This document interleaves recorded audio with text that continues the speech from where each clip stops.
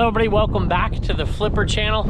I had some great sales, want to talk about those, but I heard a story on the radio the other day. I just couldn't believe it, so I had to go look it up on the internet, and I started reading this story and I just couldn't believe what I was reading. It was kind of funny, and it applies to us. It applies to us resellers out there, and I want to talk about it. It also applies to thrifting and a lot of you thrifters out there, so let's go take a look.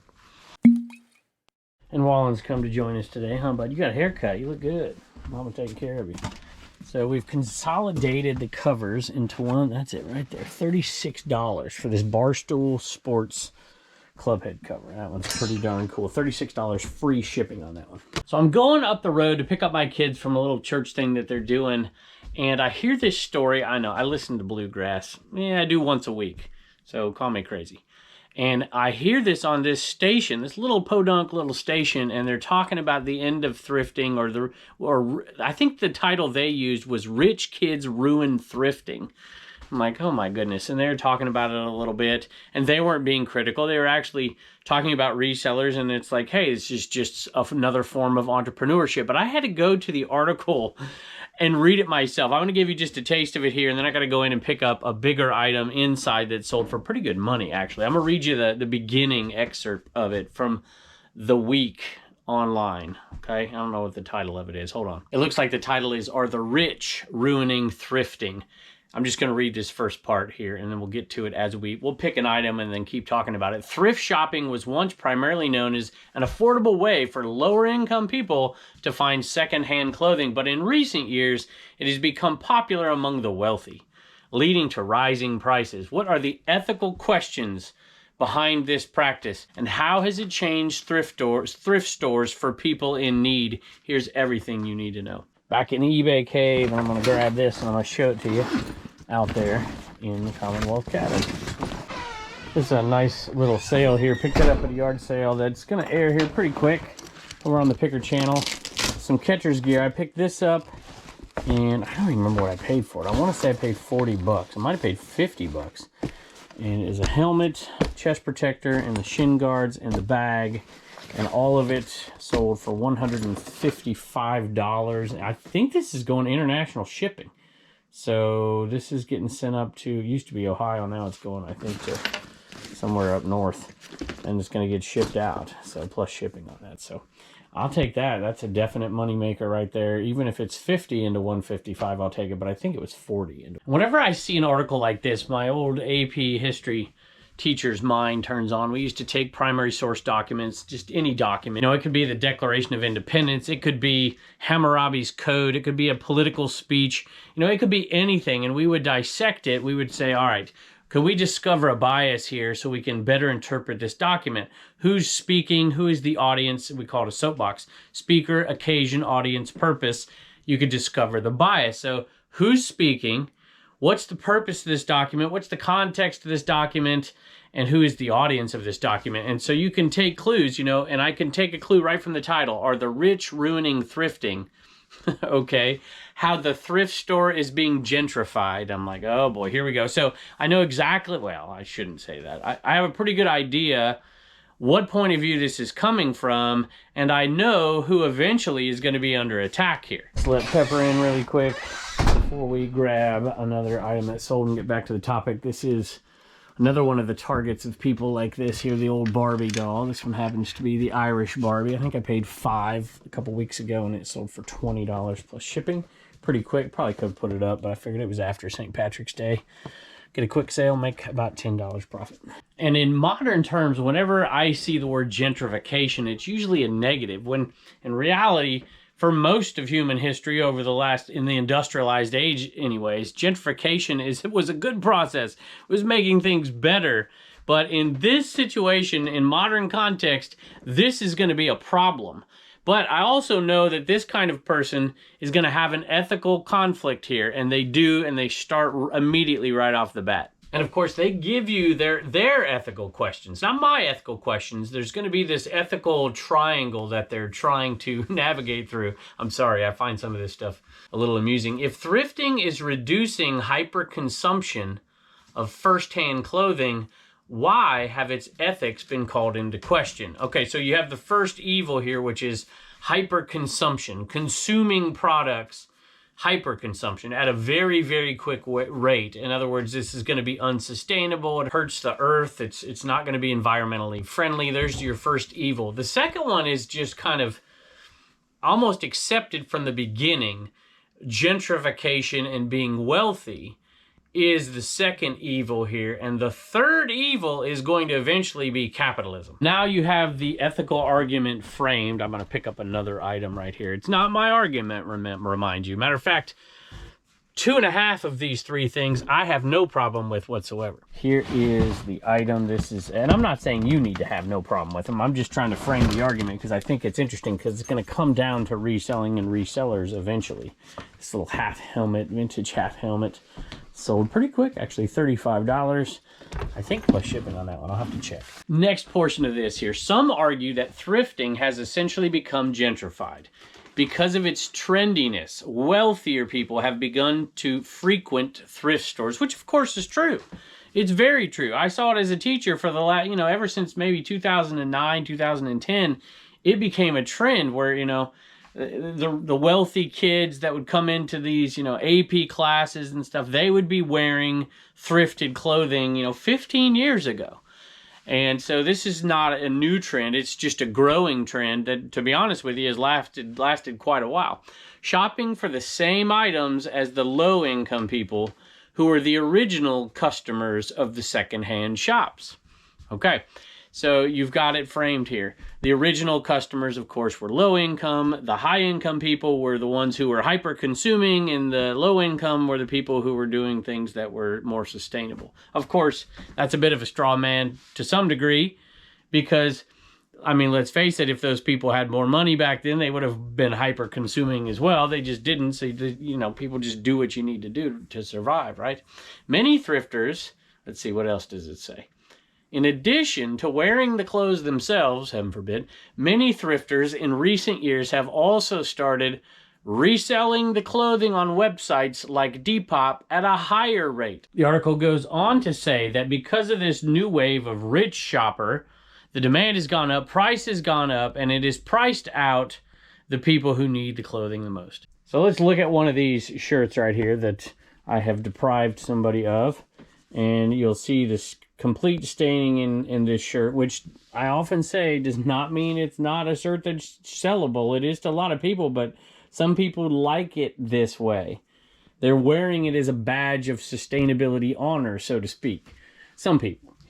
And not that that's bad. I don't think we should be purposely going out there and destroying the earth here. That's not what I'm talking about. I'm just saying that that this practice, I'll tell you what, let me read this, because the article actually talks about it. Thrifting is nothing new. It started to pick up steam.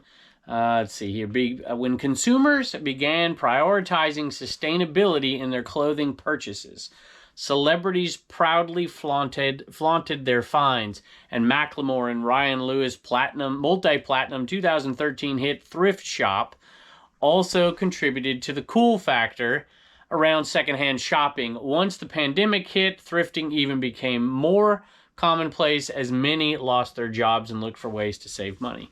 I don't know if I buy that, but okay, there's the argument. This shirt right here is pretty sweet. Vintage shirt, and it's made in the USA, fruit of the loom. It is trashed. It's not in great shape, but it is single stitch, and it's got Snoopy, world's greatest dad, $26 and change for that one. And that one right there costs 25 cents is all that actually costs, less than that, to be honest with you.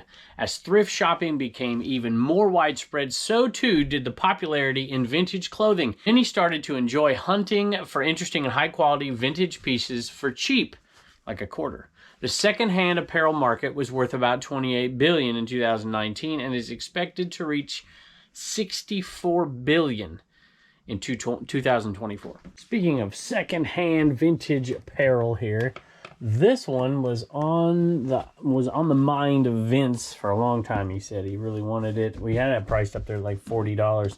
Sikkim Chiefs vintage sweatshirt for the Kansas City Chiefs, made in the USA, right there.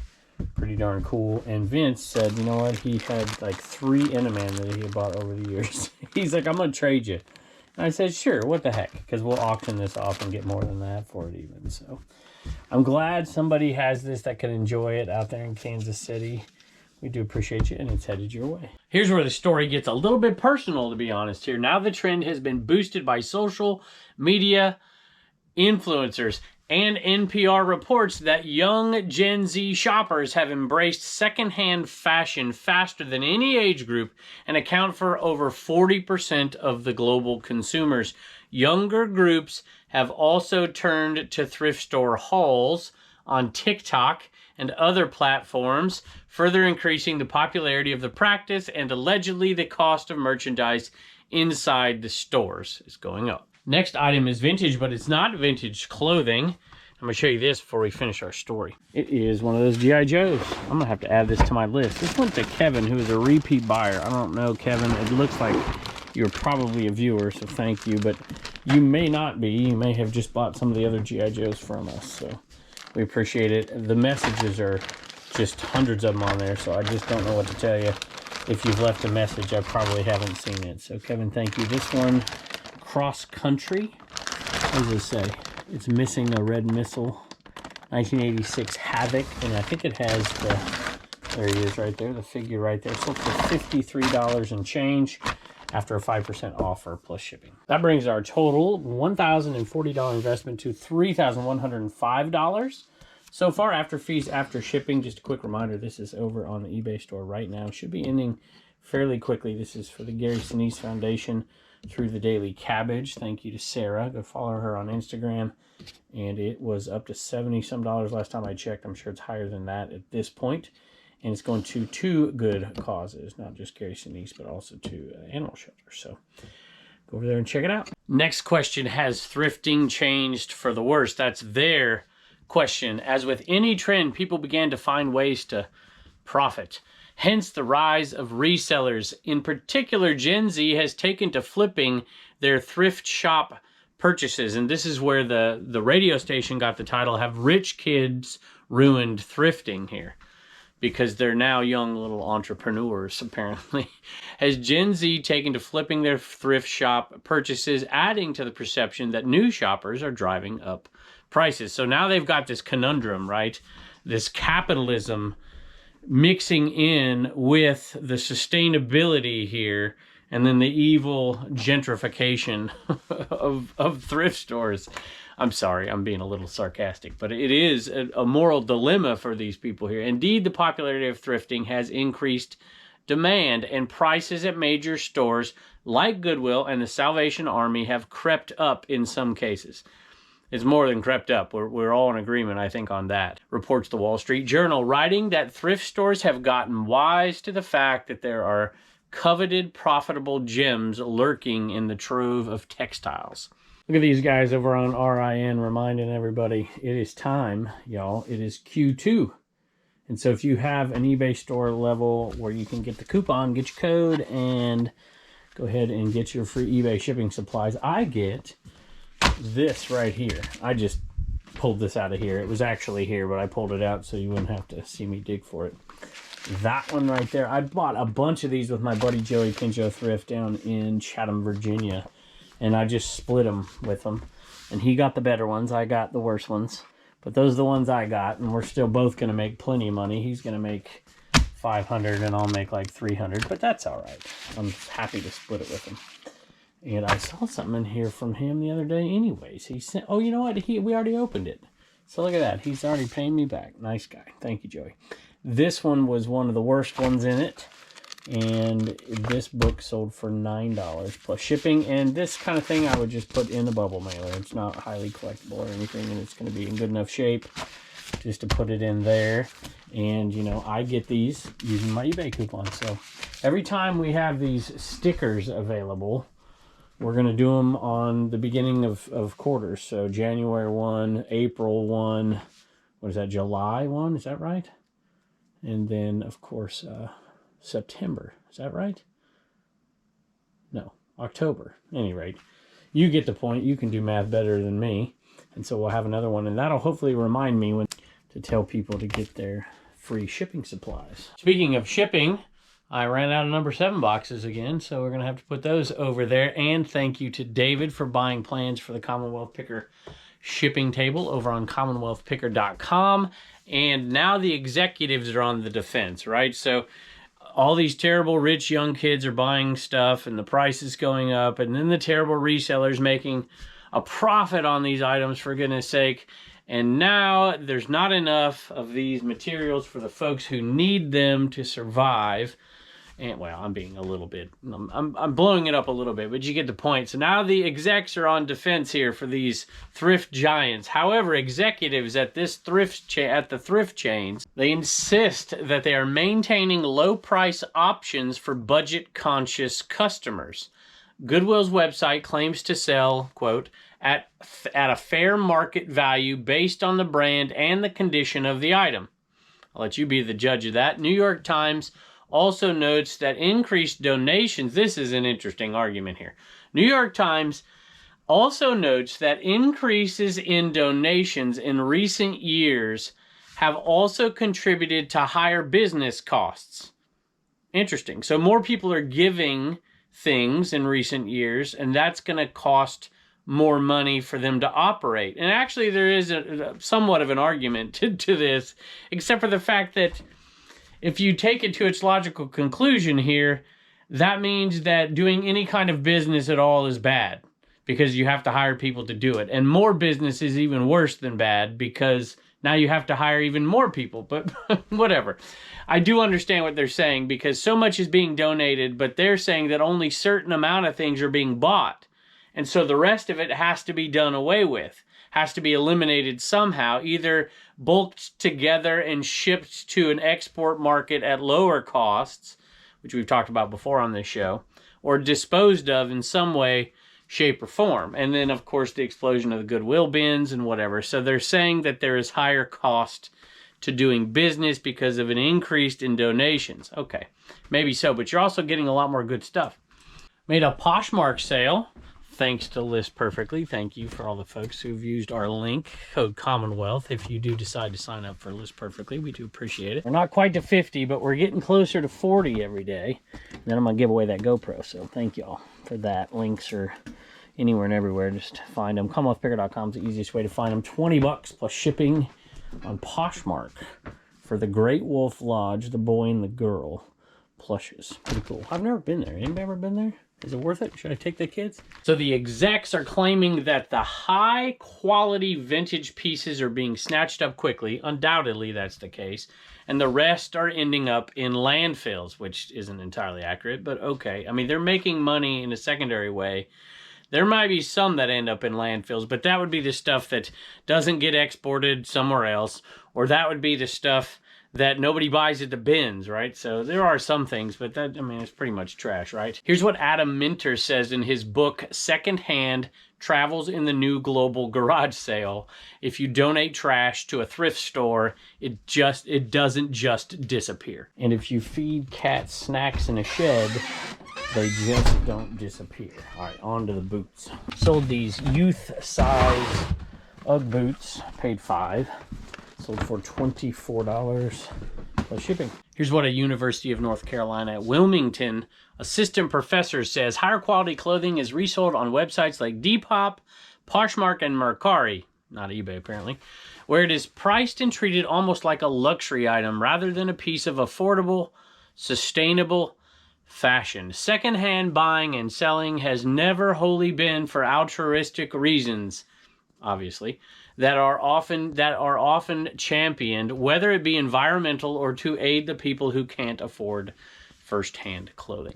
I can only assume that this next one here is to a viewer, Carrie, because not only did they buy the Indiana Jones Hallmark ornament, they also got 3 ET pins. And they got this one, Flower Power pin. All these are true vintage. And they got the Elliot pin, and then they got the ET drag pin right there.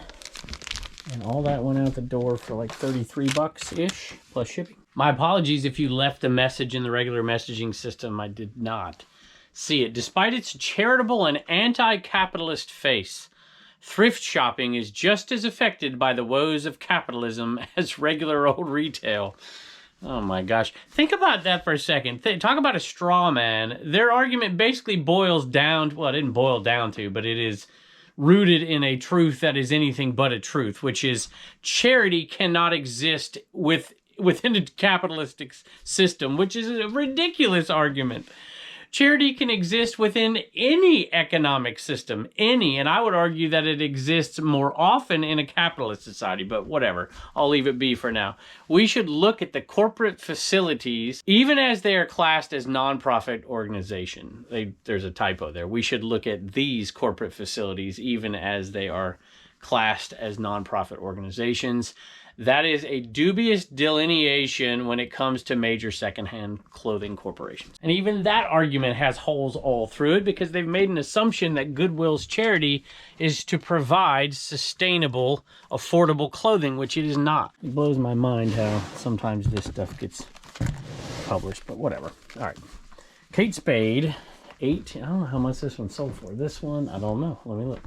One sold for $18 right there. It's free ship, so think of it as like 14 plus shipping on that one right there. I probably paid 50 cents or so, maybe $1. All right, now we're getting down to the nitty gritty here. The last subheading in this whole thing. We're almost done. Are resellers bad? Question mark. Some say that resellers may not be as big a problem as they are made out to be. So they're working off an assumption that resellers are bad because that's what you hear out there all the time. I think that's an interesting argument right there. And they're going to go on to say, maybe they're not so bad. We had a Mercari sale today, thanks to my beautiful wife and thanks to List Perfectly. Wasn't a huge one, but I'm glad it's gone. It's taking up space. $20 plus shipping. It is a Nerf lot right here. Just different odds and ends and pieces. I used to sell this stuff off independently, separately, make a little bit more money. When in doubt, part it out, which is one of my favorite things to do. But I hate Nerf guns. I hate selling them. I don't know why, but I do. Plus, they don't work all the time, and I hate selling something that's not a good product. And so I just like, you know what, let's get it out of here. And unless I find something with a really good ROI and a really good sell-through rate, I try to avoid picking them up. But there is a lot of money in them if you know what you're doing. I just don't like to do it. $20 plus shipping. Now they're making an argument here, a couple of arguments why resellers aren't bad, which this is not an argument that even needs to be made, but here it is. So many thrift stores actually struggle to manage the number of clothing donations they receive. No kidding. We know this. Scarcity in general is not an issue with the widening range of shoppers, though scarcity of quality may be a different story, and that's not true either. It's like you can't go to a thrift store and find a quality. I mean, come on, please. It might not be the brand you want, but it's quality. It's certainly good enough to wear if you can't afford clothes. Resellers aren't robbing low-income shoppers of a chance to find affordable pieces so long as there are still lots of options left on the racks. I don't think will ever be, this is funny, this is coming from Salvation Army's Greg Tuck, right? So he lives in this stuff. He's like us. We know how much is out there. I don't think we'll ever be in a place where we don't have stuff. That is very true. We will never be there. You might not have the stuff you want, but there is more stuff than we could ever imagine or handle out there. Sold a Hunchback of Notre Dame lot right here, plush lot. These look like maybe McDonald's, maybe? Or are they not? Yeah, that's what they are, I think. No, Walt Disney Pictures? I don't see Burger King. There it is. That sold for $20 for that lot right there. And here's their second argument that resellers aren't terrible.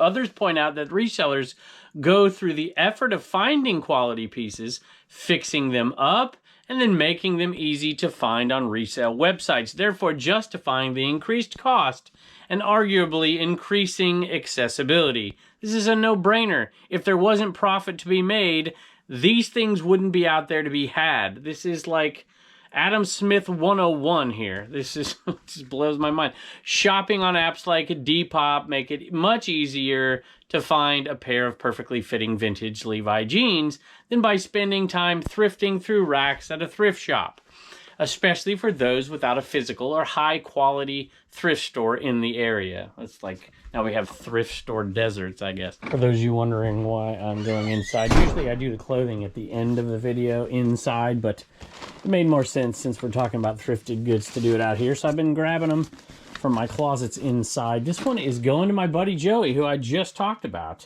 So Joey, the one who I bought these with down at that Chatham sale. So Pinjo Thrift, thank you very much. Awesome purchase.